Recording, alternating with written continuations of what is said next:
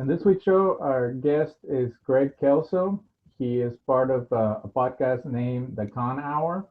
And as we're getting presenting some of our time at different comic book conventions, we would like to get the perspective of an expert or someone that keeps up with all the different projects and events that are around the country in relation to comic books and popular culture. So, Mr. Greg, can you tell us about your background and what made you start your own podcast and live stream in relation to comic book conventions? Well, going with the conventions, I started going to them about 5 or 6 years ago now after I wrote my first book. And I was a vendor there. And then came out with another book and then another. And then it's like we had the pandemic, and it's like, well, I'm missing the conventions because a lot of them were definitely shut down. There was one or two that may have run during the pandemic, but not many.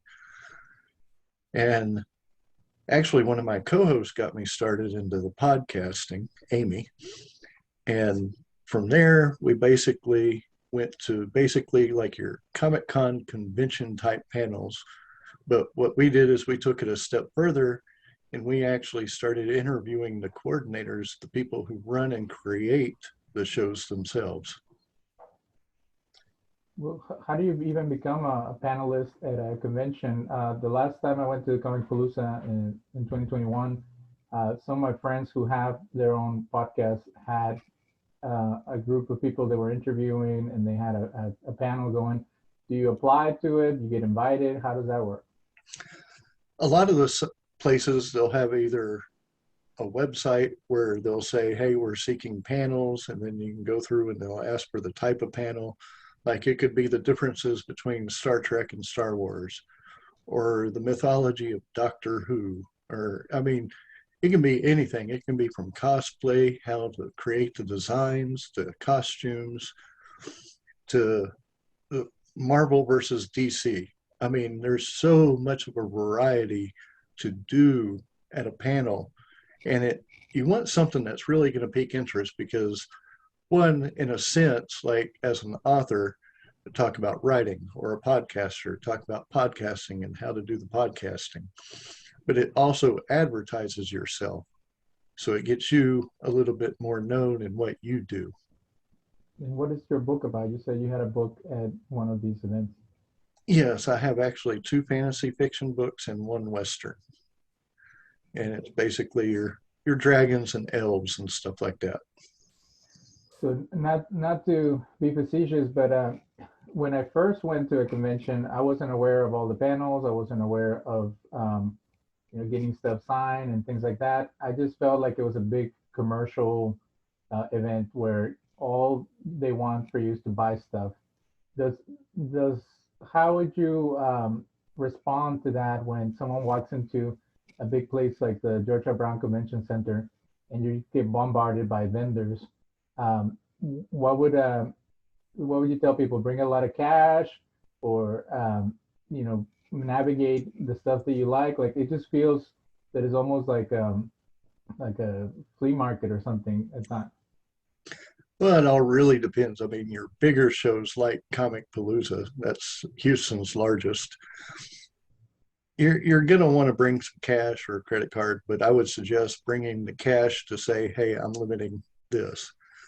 But when you get people that are there, like, what was it last year? Danny Trejo and Ming Na Wen, and I can't think of his name right now, Yeah, Perlman. Perlman. Yeah, Perlman.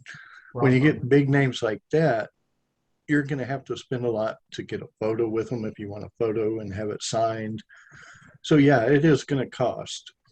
Now, the vendors, I mean, like author vendors and artist vendors, they're going to sell stuff, but it's not going to be as high priced. The higher price stuff is going to be more like your outfits if they have the outfits there. I think I know one person that sells leather outfits or leather stuff, but you're paying for the leather itself. So you got to understand some of the stuff is going to be a little bit higher priced. Most things at festivals are, but they have to pay for their tables So they try to at least want to make even. As an author, is it worthwhile? Because sometimes it seems like it's really expensive to have a tent or a booth, and then do you really make your money back, or is it more of exposure and networking? The first year I did it, it was exposure.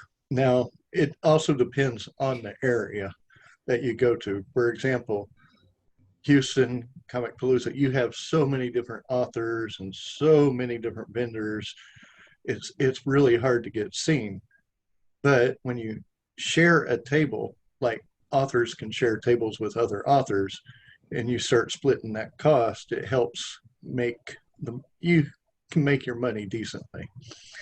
Now, like at Beaumont has a small convention. Their one this year just shut down in January, but they have another one in September, if I recall correctly. It's not as expensive. In the first year I was there, I sold like 60 books. So yeah, I definitely made my table and then some. And So, go ahead. So it depends on the venue and the amount of people that come through and things like that. and yes, and the type of people that it attracts, like anime. I write books. I have a Western and I have two fantasy fiction. I can go to an anime con. I won't do as well as if I go to a science fiction type con. There's also many different types. They have steampunk conventions, they have fantasy conventions, they have science fiction, like Louisiana Lake Charles. Theirs is coming up April 1st through 3rd, which is Sci-fi Con, which is basically science fiction. And then you have stuff like NerdCon and anime, where you get a lot more of the voice actors and actresses. So, I mean, you have different types.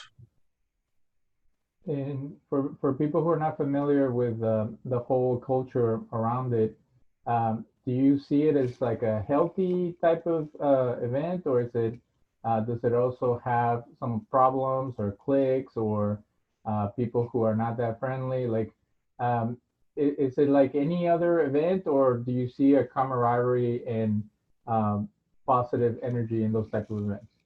It is a lot more positive energy. It is a lot family friendly. I know so many different vendors, and they're everybody's family. It is a family culture, and people usually go there to see their favorite icon or their favorite hero, their favorite cartoon character. So yeah, they understand that there's going to be a wait to maybe go see those people to get a picture signed. But out of all the conventions I've been to, it has been nothing but camaraderie. You have your cosplay, so if you love the people watch, you see all these people in the outfits with their cosplay, and these people hand make a lot of them hand make their outfits, which takes a lot of time. And just when you see those outfits, just understand that they made them. I don't mean to bring controversy into the conversation, but there was one conference that I was asking about because I didn't know much about, and I was secretly, well, not secretly, but privately DM'd by someone that the organizer is like an exploiter of women and does a lot of strange stuff. Like I don't know really know how it works, but they they were pretty much saying that people know that there's bad things happening and the city benefits a lot from the event and a lot of people come to it and that's why they haven't done an investigation or try to shut it down, that the profit from it was greater than the concern for the participants. Have you come across anything like that where it just seems like it's a shady type of deal and nobody cares? I have not come across that. I do know that there's been issues before with supposedly pay and stuff like that. And a lot of these conventions, like Comic Palooza, a lot of that is about the money. That's no lie there. I mean, they're a big convention. They want to make their money. They want to get the guests that will bring in the attraction. And they're going to make you pay for a lot of, like the tables, I think, let's just say, if you're a vendor and you want to try like an author going to Comic Palooza in Houston for the first time, the tables range anywhere between $300 to $375 depending on your location. So yes, they are a lot about the money, but a lot of that is actually used to pay for the guests that are coming in, which is why the vendors want to sell. They want to sell spots for the vendors, and then the vendors want to make their money. So, I mean, you got your catch 22. As for sexual harassment, I haven't heard anything about sexual harassment, at least not to the conventions that I've been to. Now, I'm sure there is some where they're trying to do that, but that's really not what a convention is about. It's basically your pop culture, your fandom, and what you want to do. In the 5 years that you've been involved, have you seen increased security or increased safety?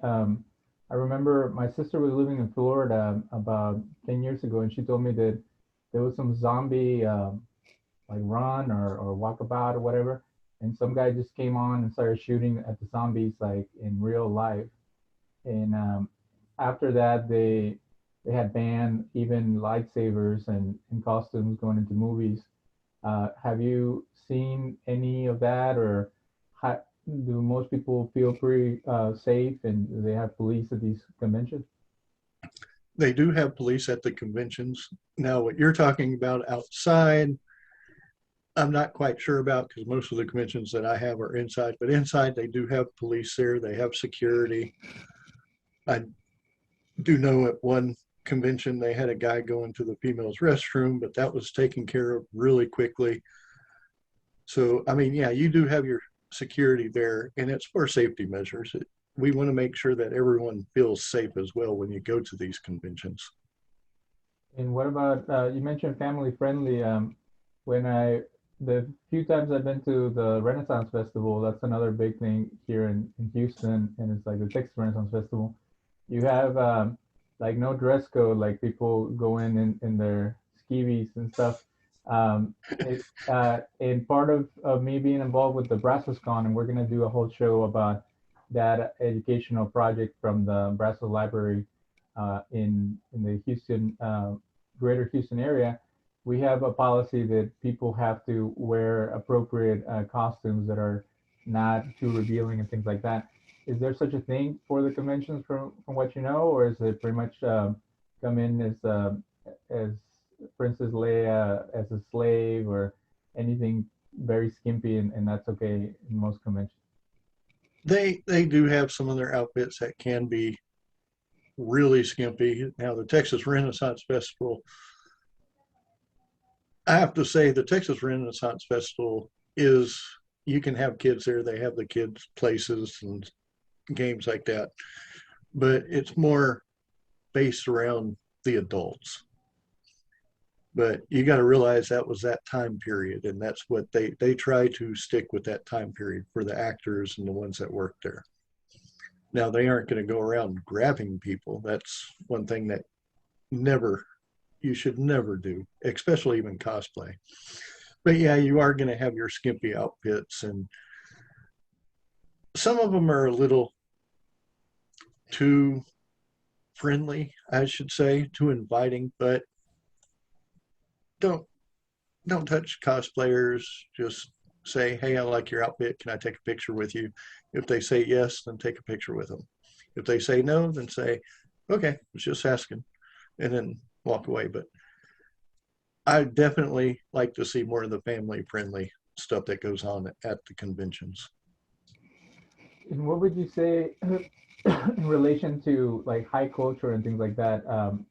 I know I'm throwing a lot of questions at you, but when there was a debate with Bill Maher and Kevin, what's this guy's name? The guy that made Mallrats and all those movies, who's a big comic book guy, Kevin Smith, about older folks being interested in superheroes and in popular culture that usually is for children. And Bill Maher was making fun of that and saying that we live in a fantasy world, that we need to grow up, that all that stuff is for the youth. What would you say in relation to that? Like that there's I wouldn't call it discrimination, but kind of like making fun of people who are still childlike in enjoying fantasy or sci-fi or even popular culture to the extreme of spending your hard-earned money going to tons of conventions, dressing up, having a whole wardrobe full of costumes. How would you relate that to someone who might think is kind of silly? Some people will think that it's silly, but if it's something that you enjoy, go do it. I mean, if you enjoy it, do it. I mean, as for spending the money, that's their money. That's what they want to spend it on. Fine. I have no issue with that. I mean, I have one outfit. Will I get another one? Maybe someday, but I'm not going to spend like thousands and thousands of dollars on it. And it's something that they enjoy. And for being like superheroes and fantasy world, there's a time that you just want to get away from everything. And a lot of times when you want to get away, some of these events are the places to go because you forget about everything else that's outside those doors. And that's what it's all about, enjoying yourself. If you can enjoy yourself, then enjoy yourself. And there's a time to work, there's a time to play. Definitely. In my experience, I started cosplaying 2 years ago, right before the pandemic, and it took me a year to figure out what superhero was going to work for me. And then I was kind of doing it in the cheap, and then I realized I needed to take it to the next level.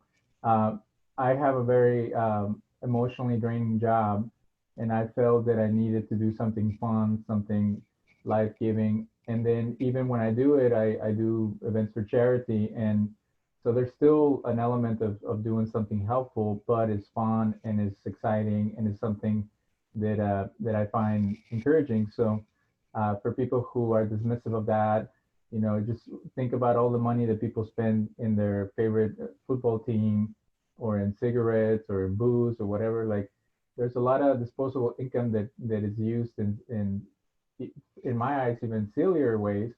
And it's part of, you know, surviving in this world. And when I was involved in the cultural arts and museums and fine art, that's something we were always talk in the educational component that children and young people needed an outlet to express themselves.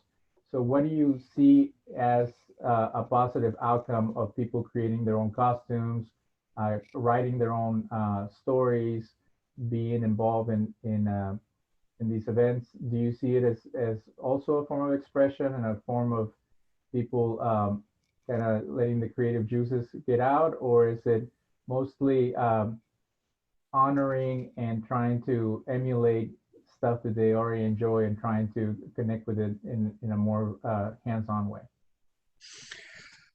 It's a little bit of both. I know, like, I his last name's hard to pronounce, John Chihula. He has one of the best Doc Ock outfits that you can imagine.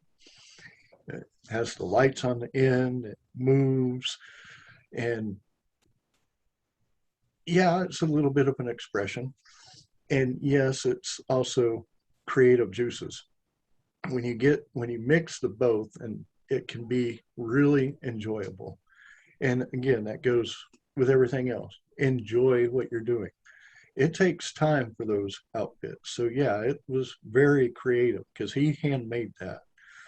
And it's like, wow, I think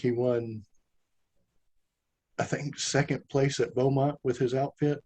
But when they get up on stage, they get into the character when they tell who they're dressed as. So when they get into the character and you hear them voice it and do the best that they can to emulate it, it's just a thrill.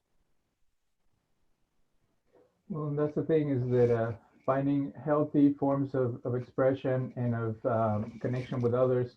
So, what do you think is so like long lasting about superheroes and um, because I don't know how Star Wars and Star Trek and all these other fantasy shows and movies get smashed in. That's why they call it popular culture because they're things that have marketability, like they can be marketed to different people. And I know they had one where they brought the Ninja Turtles in Vanilla Ice, and as silly as it was, I wanted to go because I was a big Ninja Turtles fan when I was a kid.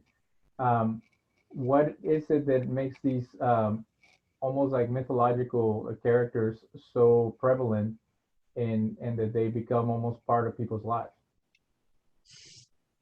A lot of it is story based, and a lot of the stories can reflect on something that happened to that person in their life.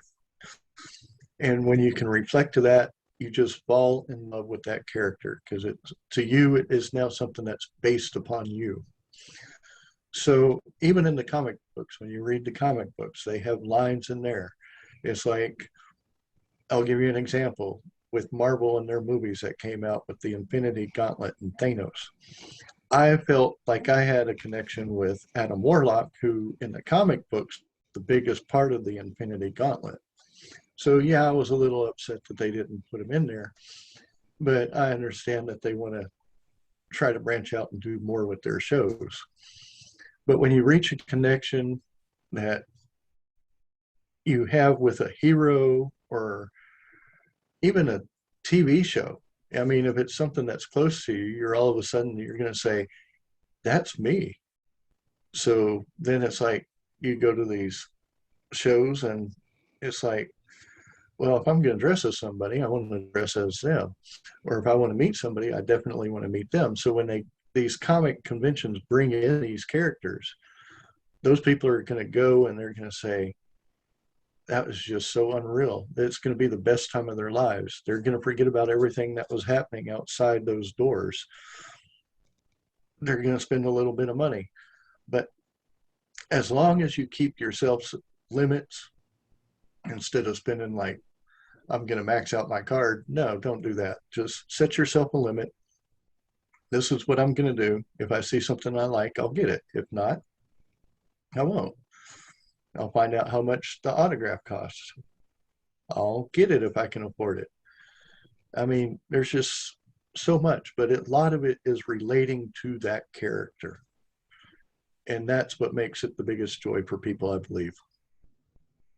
So this we're doing something new in a way that we usually record like 6 months in advance and then we play them, but this interview is going to play in the next couple of weeks. So what's coming up throughout the nation? I know you know about Louisiana and other places, but uh, our show plays in Radio Free Nashville, and I know there was a Renaissance Festival somewhere in Tennessee when I lived there. What's coming up? And I have a friend who's going to the Galaxy's Edge event in May in Anaheim, California. Um, which one would you recommend? And what is the purpose of your show? How do you, what topics and subjects do you guys discuss since you do a live show every week? Well, to give you some examples, like what is today, the 17th. So Chattanooga just had one. There's one in Kentucky, Frankfurt Con in Frankfurt, or Kansas City. Uh, Omaha, Nebraska is having one, which is the 23rd. I think there's going to be one in Houston the first week of February, which is, I can't even think of the name of it right now. Uh, let's see, what else do we have here? Of course, Waco, Des Moines, Iowa. I mean, they're all over. And let's see, February 18th, Chattanooga, Chattanooga. So they're having another one. Uh, Maryland, Bar Point, Maryland, where they're at, I have no idea. But the one thing is a lot of these people think that, oh, I have to go to a big city for a convention. They have them in the little cities also. You just really have to look. And you can type in Comic Cons in a city name and on Facebook, and it will give you a lot of places nearby.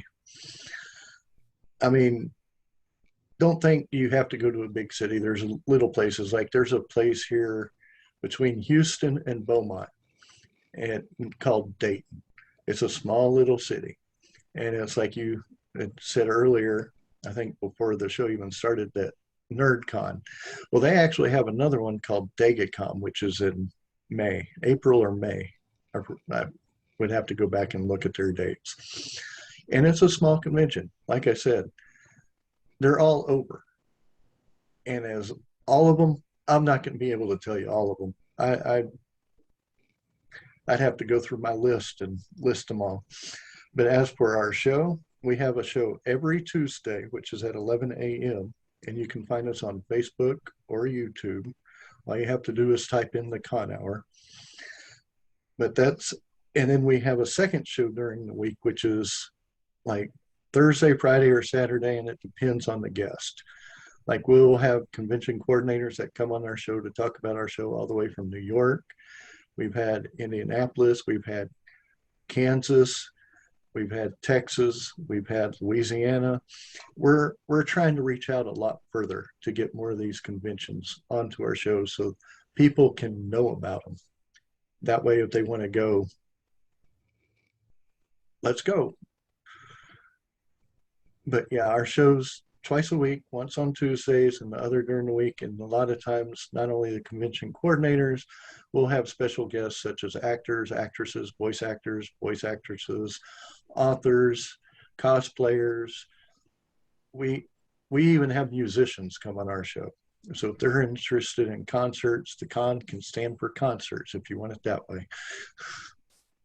I know how hard it is to get guests and to schedule things. So is this a full-time job for you to create a program and to have consistent content?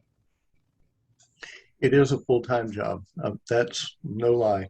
I send out emails 3 to 4 times a week, and hopefully I hear back. If not, I keep going. I just keep going.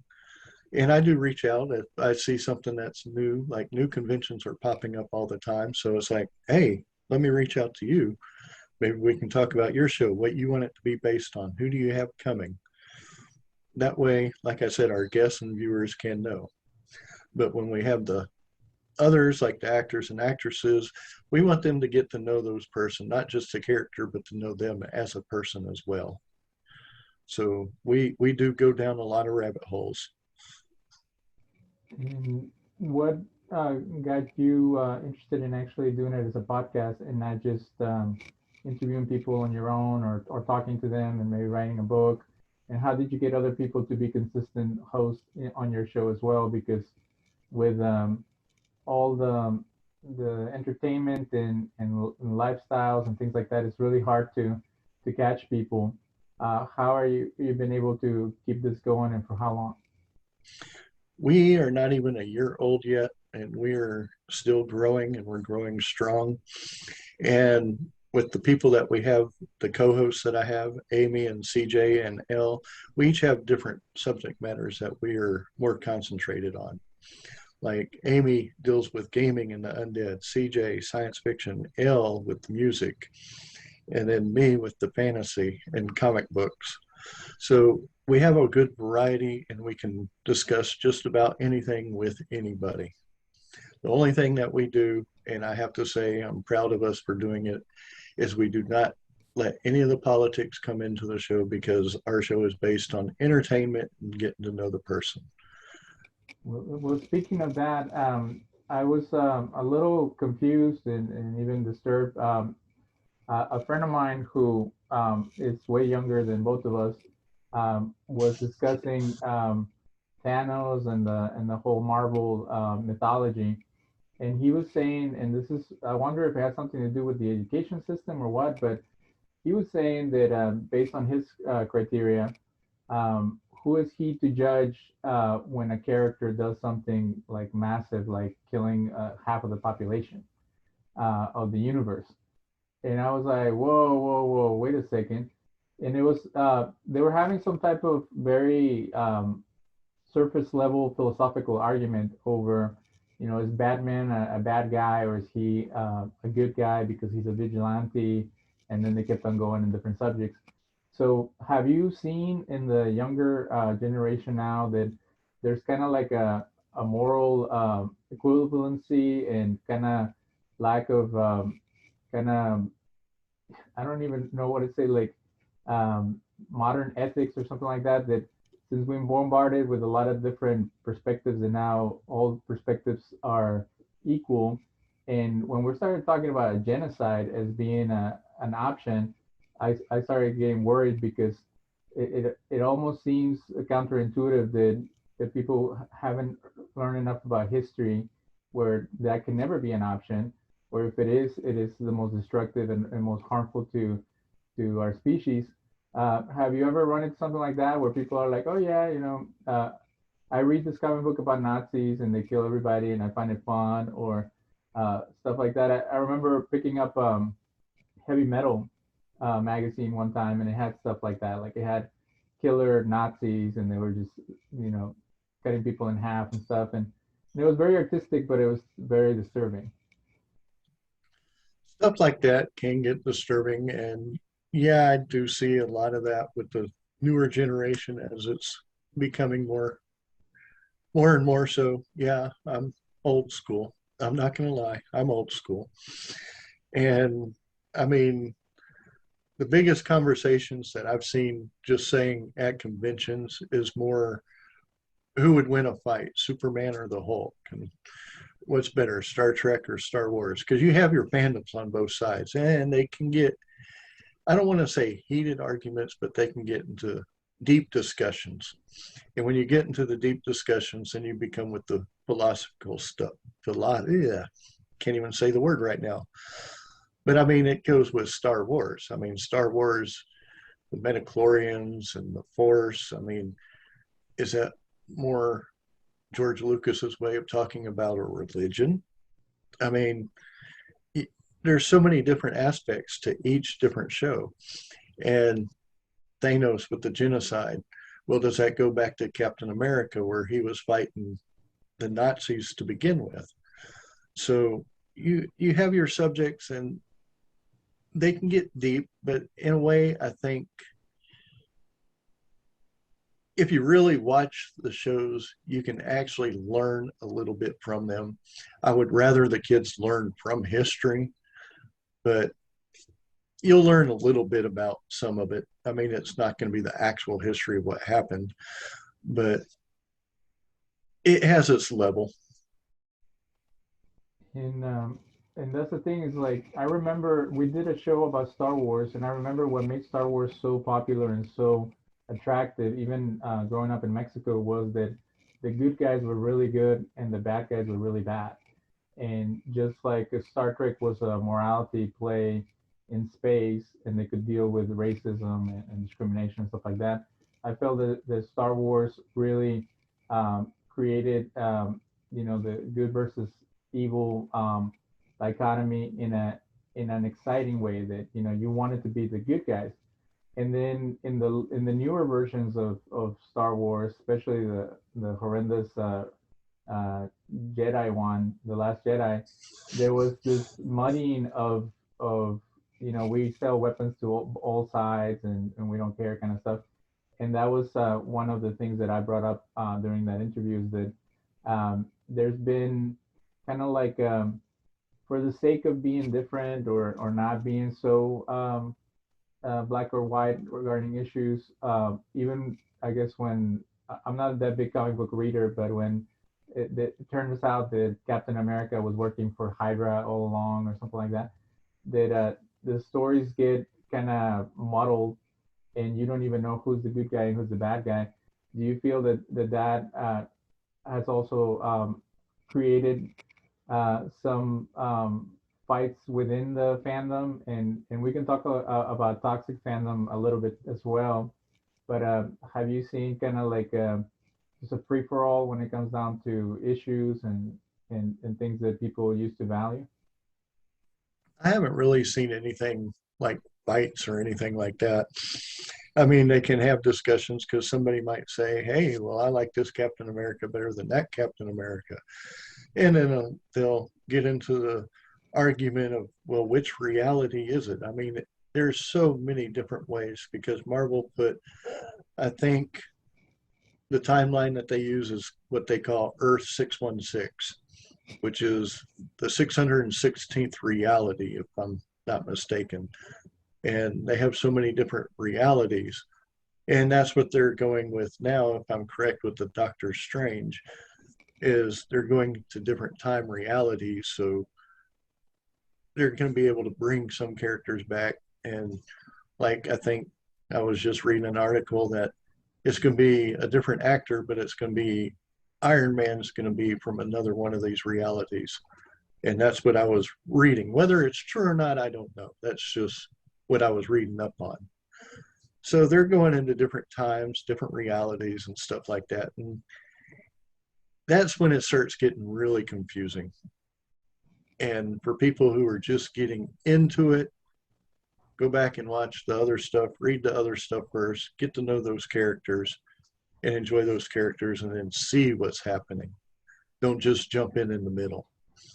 Now, as the Star Wars thing, like you said, yeah, when it first came out back in the 70s, yes, I did go and see it in the movie theater when it came out. I'm not going to say my age, though. But the Empire, they literally dressed them as Nazis to show that they were the bad guys. And the rebels were more casual outfits.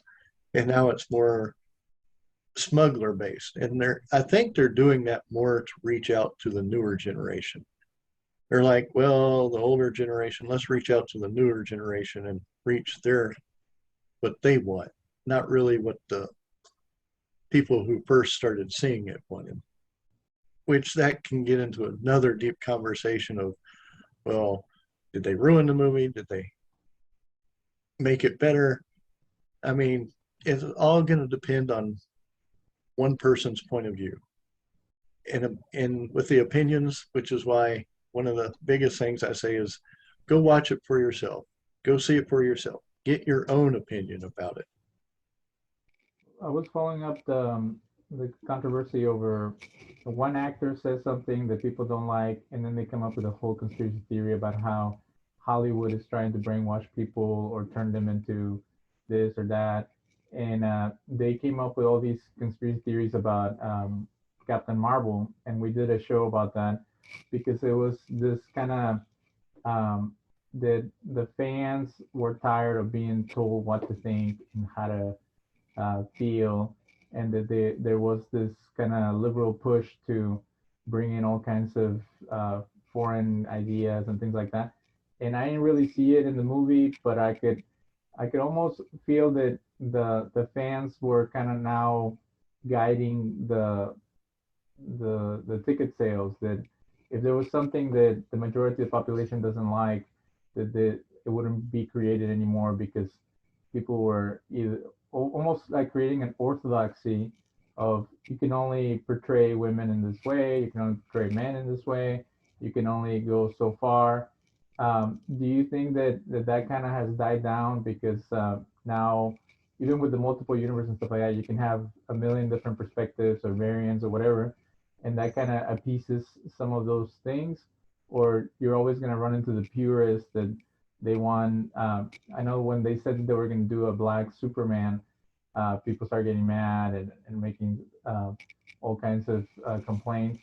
Um, do you think that that's why both DC and Marvel are heading more into the multi-universe, so then they can never be blamed for pandering or for trying to destroy an iconic figure who happened to look a certain way?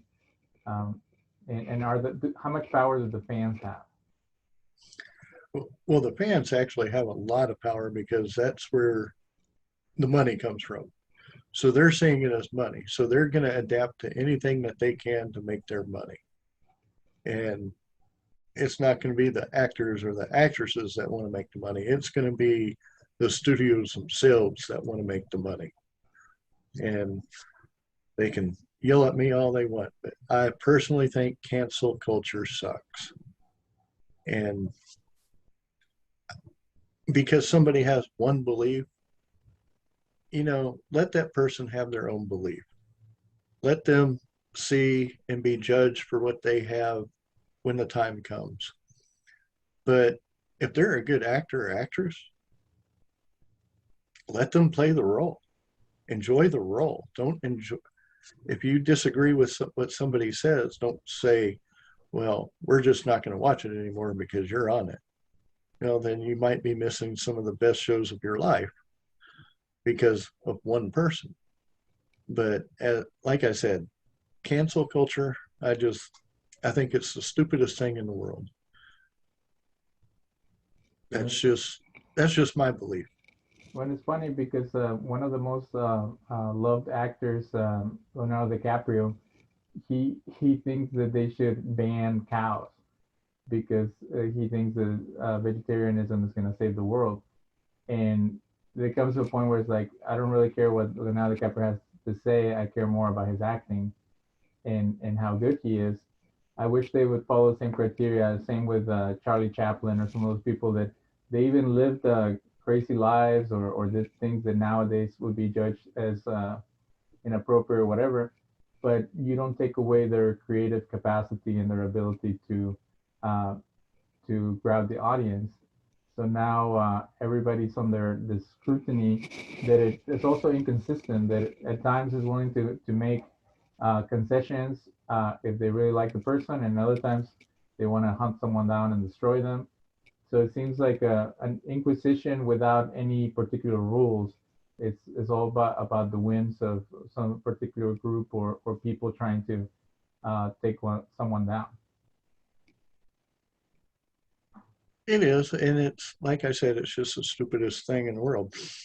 I mean, okay, so he doesn't want cows. You don't have cows, you don't have your tacos, not the real tacos. And I love my beef. I ain't gonna lie, I'm a beef eater. Hamburgers, tacos, fajitas, you name it. I mean, like I said, it's his belief. That doesn't mean I'm gonna not watch the movie Titanic anymore. It's like Titanic was actually a good romantic movie. I'm not going to say whether I cried at the end or not. I'll let people guess for that on their own. But I mean, like I said, he has his beliefs. That's his opinion. Okay, let him have his opinion. If he's a good actor, I'm going to watch him. That's the best way to explain it. Well, that's what I saw that what Marvel movies have that maybe DC hasn't been able to recreate is the ability to kind of address both sides of the aisle. Like I thought that Civil War was really well made because it brought up either working together to have the government and other people keep the superheroes accountable, or the superheroes wanting to be independent and not be held by a committee rule or something like that. So the having Iron Man and Captain America duke it out and be the representatives of each view gave equal setting to two different perspectives without dismissing or demonizing the other side. And that's something that is hard to see nowadays with all the politicizing of everything. Everybody picks a side and they stick with it, and they don't really care about what someone else has to say, without understanding that, like you said, that you can disagree and you can still be excellent in what you do and have a lot of important things to bring to the table. So do you think that that is the contribution of comic books and sci-fi, that they make people think and they bring up issues that might be too controversial to address directly, but you can bring them up in a creative way? That is definitely one way to do it. And you when you're reading it, you also got to realize, I mean, if they show both points of view, even all the better. But in a lot of the comic books, a lot of the writer is going to be pointing his point of view. Now, when you read that one point of view, you got to understand that was just his point of view. There's going to be other ones. And a lot of the stuff that I think Marvel has hit on has been a lot of that stuff. But I think in my opinion, the biggest difference between DC and Marvel is DC tried to make the storyline happen and couldn't. Marvel was able to make that storyline where it connected very well, like a puzzle. It was just something with DC that was missing the puzzle pieces. Now, don't get me wrong, because I love DC, and my one of my favorite movies was the Batman trilogy with Chris Nolan, the Dark So, Knight series. Thank you. yes. So are you excited about anything in particular coming up in movie wise, comic book wise, things that you can give us a preview about that people need to keep an eye out for?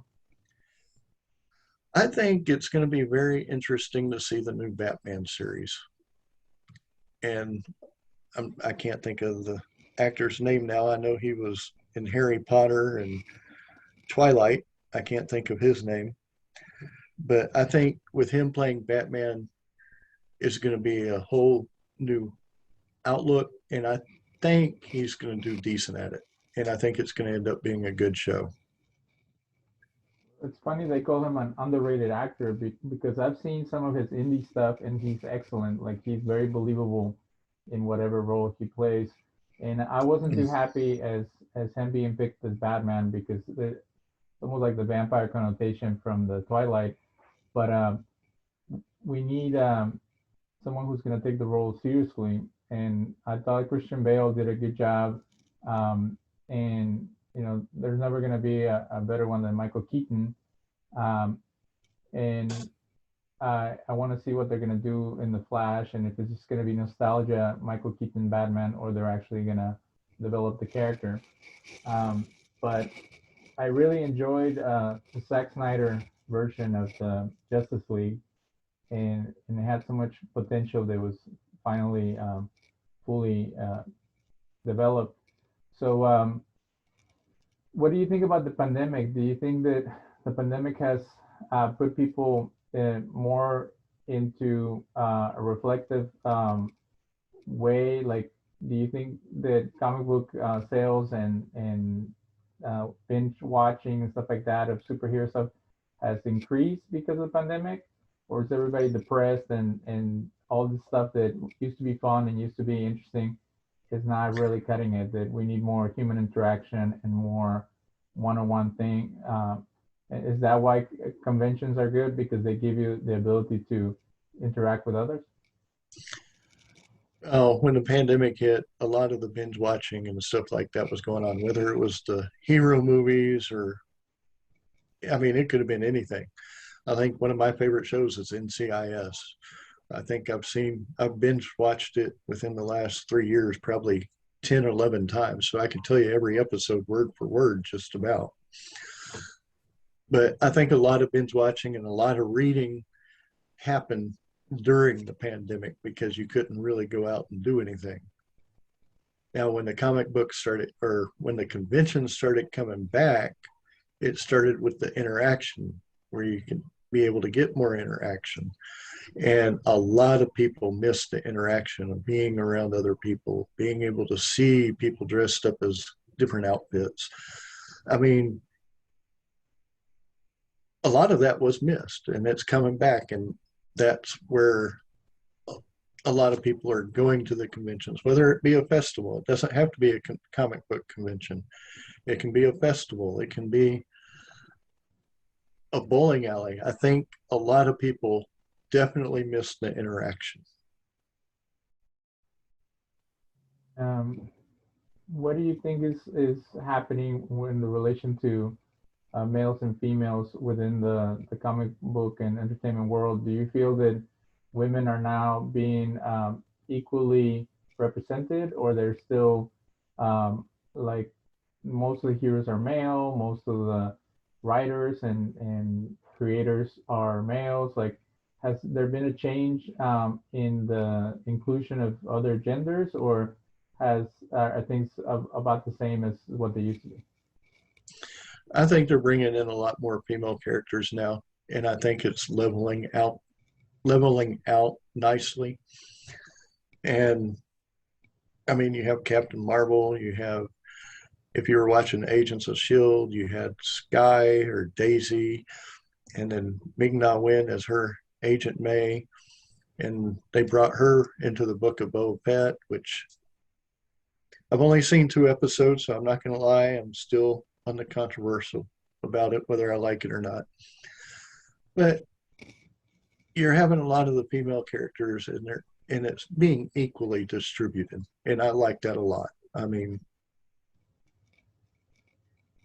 I'm not old fashioned where I'm a sexist pig. No, I like the equalness. That's how me and my wife had done everything when being together. We were equal. We shared everything. What is So definitely equaling out, and I like it a lot better. what is the problem with Boba Fett series so far? The first episode was, I think it was just too short, and it did not explain a lot of what's going on. And the second one, it showed a lot more into it. And I still do need to watch the third episode. I'm not going to lie. And it was a lot of him just being alone with the sand people. So you didn't understand what they were saying. And he was trying to communicate with them a little by little. And it left just too many questions at the, yeah, you're going to have your questions, but it just didn't really explain enough in the first episode, only being 38 minutes long. You know, the second one was closer to an hour where it could do more. So I think the first episode was just too short. I didn't like it that much. Watched the second one. It got a little bit better, helped with some of the explanation. So I would have to see the third one before I really judge. And it usually takes about 4 episodes for me to get into it to understand it. And that's almost with every TV series like that. You're going to have your first 2 episodes and it's going to be like,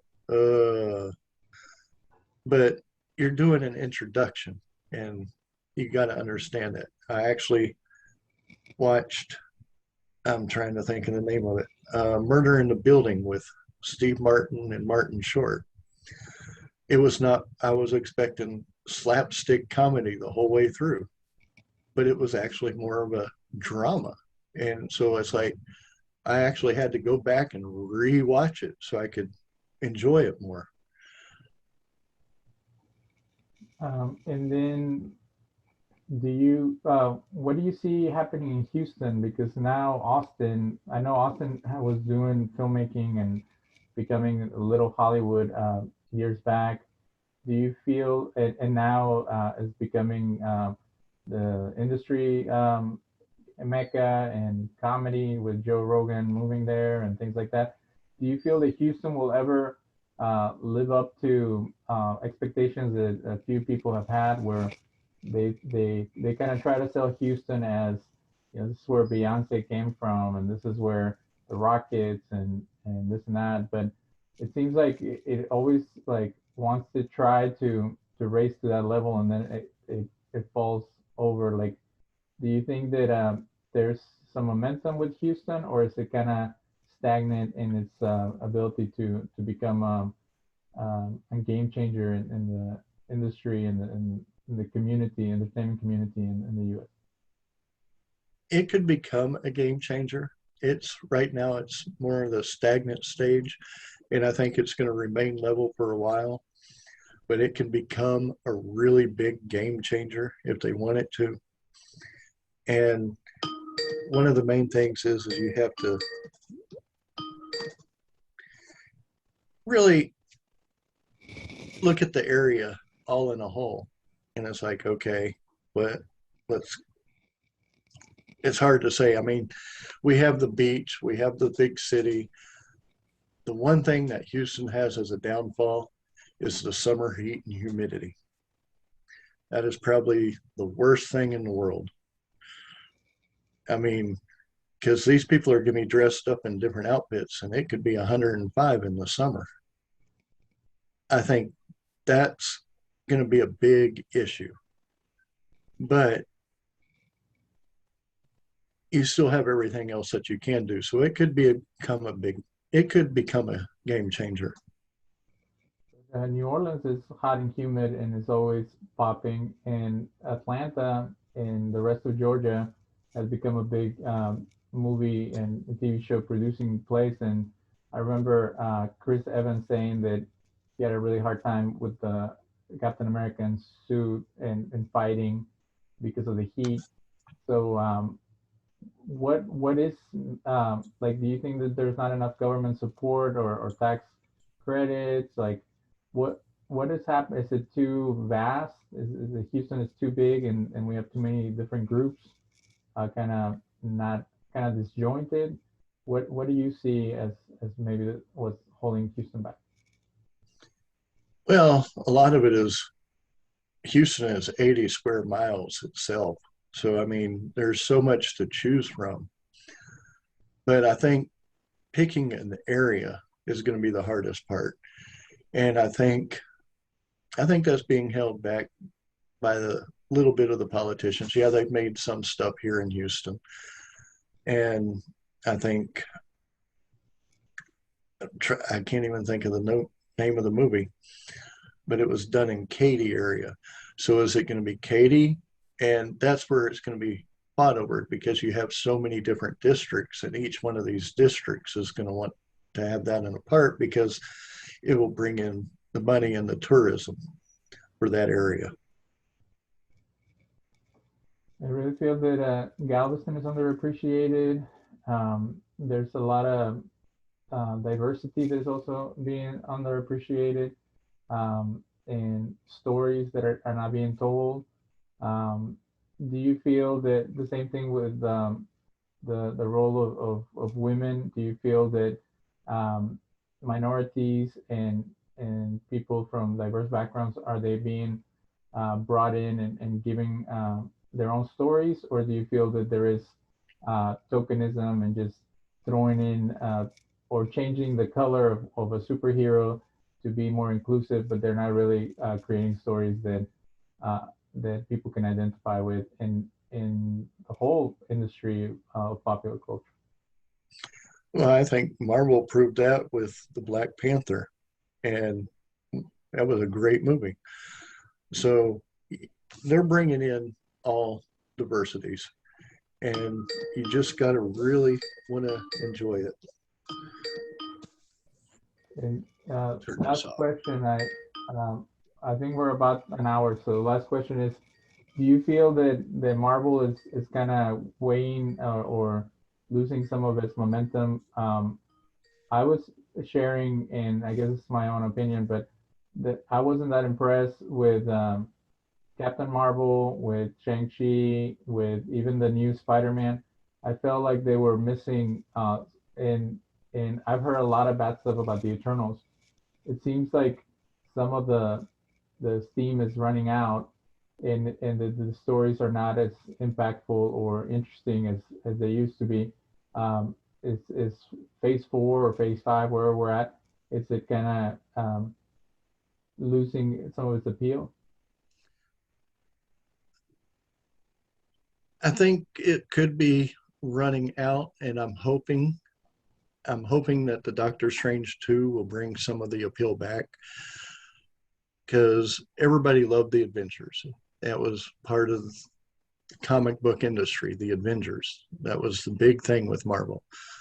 So I don't know where it's going. I'd like to see where it's going, but I'd like to see what Doctor Strange 2 has to offer and how that's going to lead because I think that's supposed to be the big opener for everything that's going to be happening in this phase.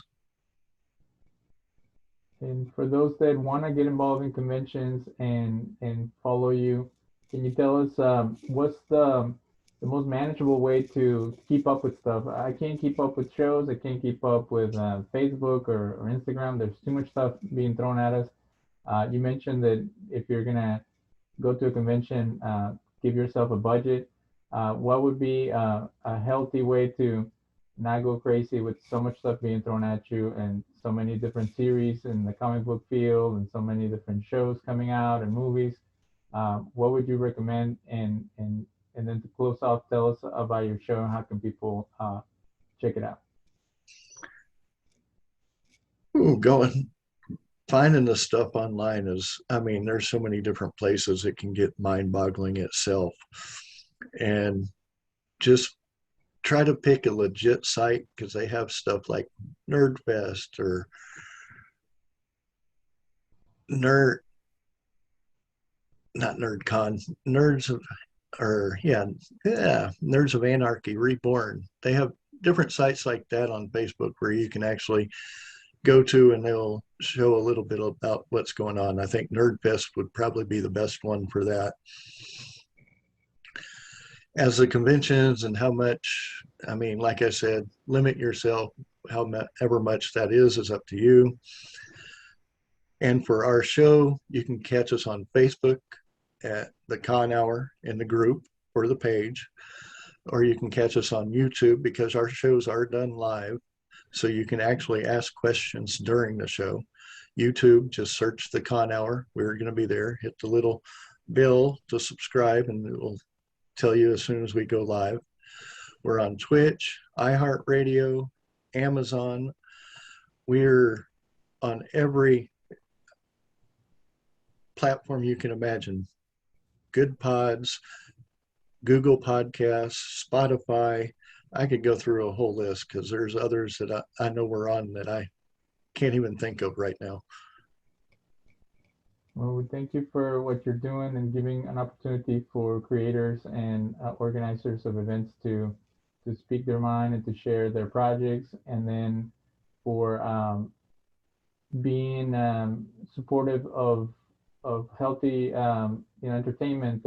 We think that it's important for people to keep their minds busy, and storytelling and graphic novels and comics are a good way for people to express themselves. And some other day we can talk about commercialism and how you're selling a product, but it takes a whole team to be able to create that. And these companies have lasted many years, so they must have something good to bring to the table. And now you guys are on every platform. Well, now you're going to be on our radio show, and you're going to be heard throughout Nashville area. And hopefully we can bring the show to Houston sometime, so then we can also get some audio radio waves of your show. But we want to thank you for your time and for the opportunity to talk to you. And maybe we can do a virtual panel or something with the rest of your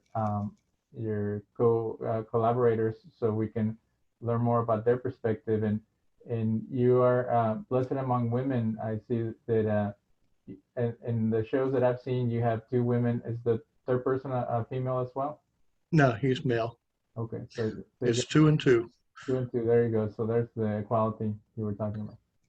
Okay, well, thank you again for joining us, Mr. Greg Kelso, and we look forward to talking to you again. Oh, definitely. And thank you for having me on. Thank you. Have a good night.